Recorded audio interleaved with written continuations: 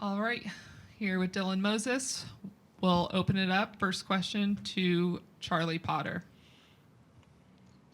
Hey Dylan, Coach Saban said that you're playing better and better as the season is going on. Just for you personally, how much more comfortable are you now from the start of the season? I'm a lot more comfortable. I had to adjust, pretty much after not playing for a year and a half. I really had to get my feet wet again and, playing college football. So I feel like this point in the season, I'm pretty comfortable. Tony Sakalas with the next question.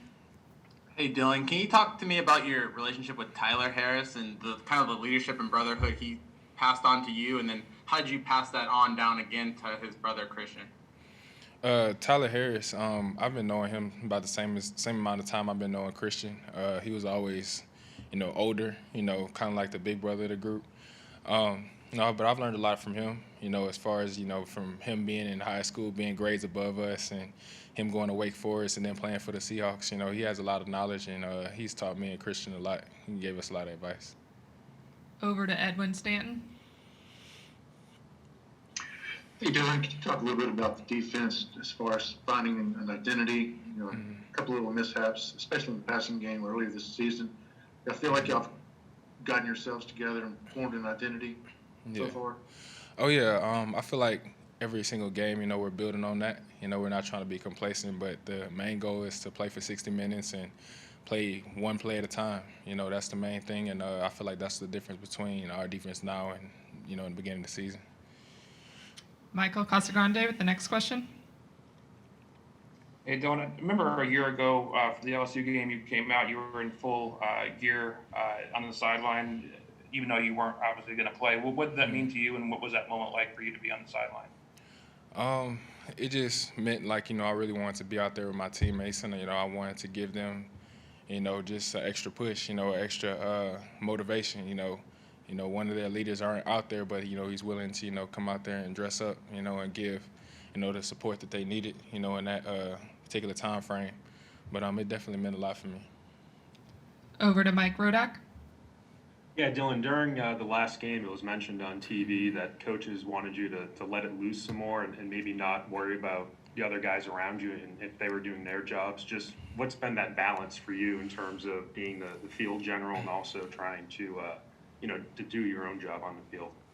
It was a lot, actually. From the beginning all the way up to now, I feel like I had to find my identity again, as well as, lead the younger guys and then try and, be the signal caller. So I felt like I had a lot on my plate at the beginning of the season, and I had to really, level things out and balance things out. And I've met with Coach Saban on multiple occasions, just to help me out, and it's really helped me out, a lot, and I feel like like he said, I've been playing better throughout the games this year. Christopher Walsh, go ahead. Two things, please. Dylan, one, what does Patrick Surtain mean to this defense as it's been kind of growing and developing? And second of all, what does this game mean to the Louisiana guys who are going to be going back and playing at home? Pat is definitely a key piece in our defense. He's a leader, and all the other guys, as well as myself, we look to him to make plays. Just we look for everyone else on our defense to make plays.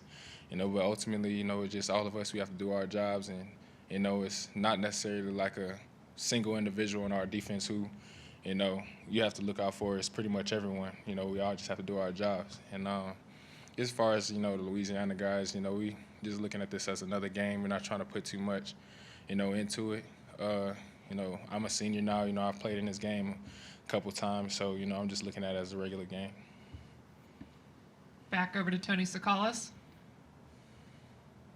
Yeah, Dylan, there's a lot said after this game. There's a lot of clips that came out from LSU and how they reacted. Did that provide any motivation to the team moving forward in this game?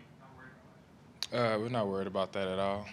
Like I said, we're just trying to play one game at a time, and just get better each and every week. And over to Michael Casagrande. How hard was it for you to sit there and be on the sideline last year and watch that game, as high scoring as it was and how hyped and everything as it was, to not be able to play that game? It wasn't just that game. It was every game, man. Like, missing the entire season, that was a lot for me. I never missed a game, throughout my entire football career ever since, I was a little kid. So the entire season last year was hard for me. There are no other questions, so that wraps it up for today's press conference. Cool. Thank you again, everyone.